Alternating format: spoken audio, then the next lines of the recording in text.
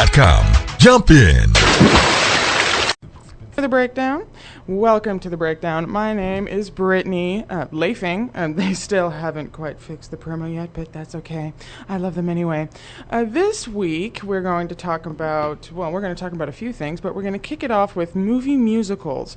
Now, before you change the channel, movie musicals can be very, very good. We're going to talk about what can make them so good and what can actually make them pretty damn painful. Movie musicals that have come out recently seem to be taking on kind of a new life, and we can thank Moulin Rouge for that came out in 2001 and sort of reinvented the musical. Moulin Rouge was the one with Nicole Kidman and Ewan McGregor, and it was directed by Baz Luhrmann, and it used already created songs and kind of covered them, remade them, and put it in with the story. Worked a whole lot better in Moulin Rouge than it did with Across the Universe, which was the Beatles one. But with Moulin Rouge, it practically reinvented film to begin with, because it took you to this heightened reality, which is a place that really only music can take you. And it just showed you this entirely new world that was so unbelievably crazy and off the wall and intense that singing was not the weirdest thing that you came across in that movie. And it worked really unbelievably well. And of course it helped that they had people who could really sing. Nicole Kidman and Ewan McGregor had fabulous voices. Everybody in the cast had really, really nice, solid voices. And then you had this wonderful story, this wonderful, beautifully dramatic and yet comedic at points story that focused around this very interesting kind of love triangle going on with this Duke, who was very much a character in and of himself. And the whole project just worked.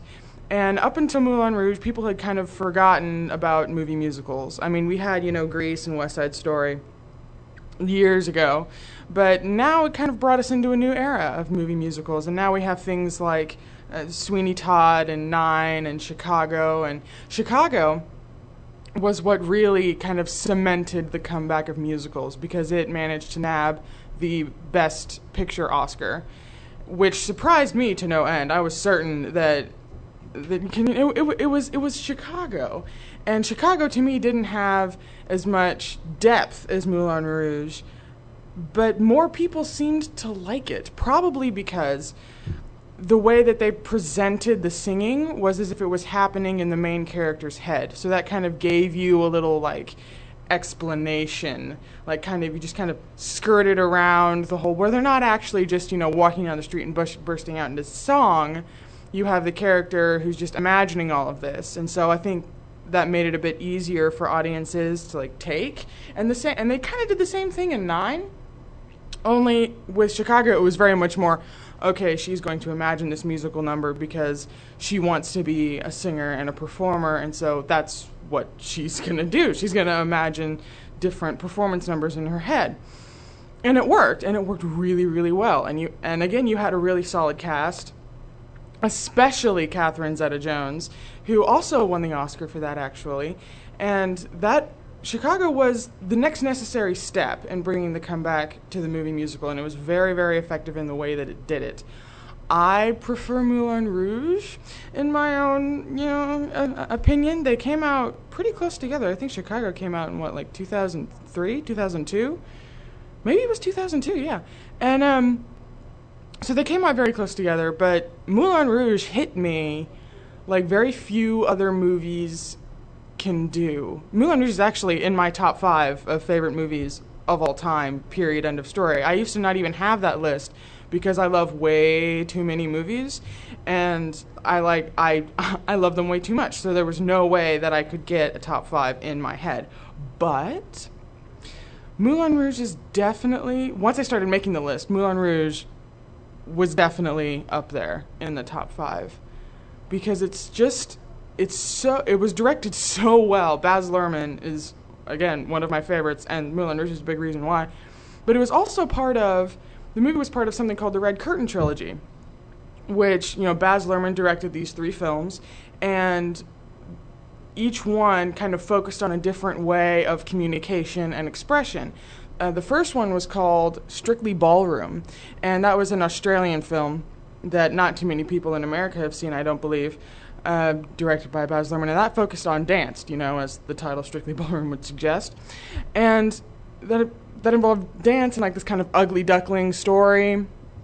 Again, focused on romance, because Baz Luhrmann's a big fan of the romance. And so am I. I'm a hopeless romantic. I'll be the first one to tell you. And Strictly Ballroom focused on dance, and that really wasn't a half-bad movie, actually. But then the other movie, besides Moulin Rouge, that was in the Red Curtain trilogy, was Romeo and Juliet. The Leonardo DiCaprio version, obviously it was directed by Baz Luhrmann, so it would be part of the trilogy. And that obviously focused on the Shakespeare language. And that is more of a kind of literal terms of communication, because you're actually, speaking words. And that focused on that. And then you had Moulin Rouge, which focused on songs. So you have this lovely little trilogy that was a very, very unique idea. And Moulin Rouge really just fits in there. Moulin Rouge and Romeo and Juliet kind of fit together a little bit better than Strictly Ballroom. I think Baz Luhrmann kind of got more of a vision by the time he got to Romeo and Juliet. And so you look at the two films and you go, oh, okay. You can kind of get that they would be kind of in the same vein. Strictly Ballroom is a bit more realistic feeling, as opposed to that heightened reality that we get in Romeo and Juliet and Moulin Rouge. But still, very much part of the trilogy.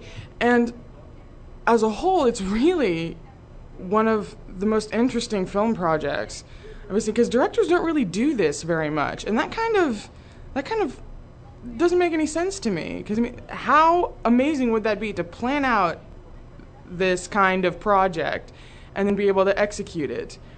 That's a very grand project, so I can understand why not every director would want to do that. But if I was a director, that'd be one of the first things I did: find some great concept and create these 3 very different movies to showcase that concept. Brilliant. That's one of the reasons why I love Baz Luhrmann. And so Moulin Rouge, getting back to movie musicals, Moulin Rouge kickstarted it, Chicago cemented it, and then we had, Dreamgirls, which was kind of a miss. It got Oscar attention, and it got, just attention in general, and I don't think it was directed by the same guy that did Chicago. No, it was produced by him. And it was very, stylish and everything. But the problem with Dreamgirls was that all the music sounded the same, except for the big number that everybody knows from Dreamgirls, which is And I'm Telling You, which Jennifer Hudson sang, the American Idol chick. She didn't win. She came in like 4th or something when she was in it, and she won the Oscar for Best Supporting Actress for Dreamgirls, which I'm kind of confused about, because she kicked ass in that number. She was wonderful in And I Am Telling You. You can't not be emotionally affected by that song, but her acting wasn't terribly good, so I don't really understand how she actually won that. But Dreamgirls, is kind of a step in the right direction-ish, kind of. It got out there. It got made. And really with movie musicals, just as long as they keep getting made, we can happen upon the ones that are good.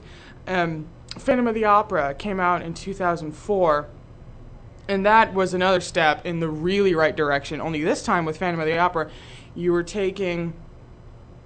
having the singing happen, in real time. It's not in anybody's head. There's no excuses for it. It's just happening. And the thing that Joel Schumacher did, who directed it, that hit the nail right on the head is, again, he made the world of the movie as such that singing fit right in. With the cinematography and just the gorgeous sets and just the way he set up this world for the audience, singing really didn't kind of, send up a red flag as, oh, okay, they're going to start singing now. That was one of Dreamgirls' problems, is that the singing just did not feel right at all.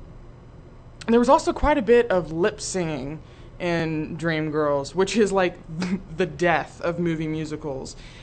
Moulin Rouge did it absolutely right. I think Chicago had lip singing, but not so much. And I think they actually had them singing along with the track.